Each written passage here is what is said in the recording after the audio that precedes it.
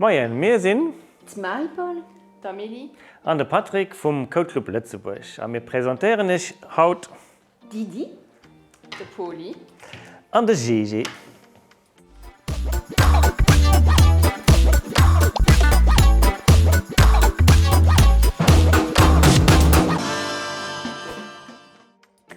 Dat heiten ass de Poli. De Poli ass euse Poliroboter, den sobal Igent den ze schnell fiiert, mëcht seg Rot a Blo a seg Sireen un an verfollecht den Roboter dann. Fir dës zerrechen hunn mir e Knivelino benutzt, eng Rot an eng Blo LED-Lot, e Buzzer an e bësse Coding an schon war den Poli ersatz bereet. Je vous présente Didi. Elle adore danser et faire la fête. Et elle chante aussi.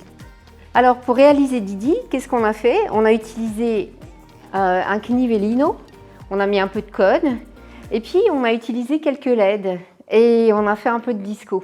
Donc il faut programmer les LED, il faut programmer notre petit Knivelino et il faut programmer la musique. An der Teil ist der GG als GPS-Roboter. Hier kann man seinen LED-Einheiten in andere Roboter weisen, wie sie durch den Parcours kommen, geradeaus, links, rechts. Dafür haben wir das Basis-Kit ausgebaut mit einem Knivelino, mit einem Motordriver, sodass das Ganze über Code kann, ausgebaut werden. Das heißt, wir können den Roboter dann auch mehr intelligent machen oder mehr sehen wie das Basismodell.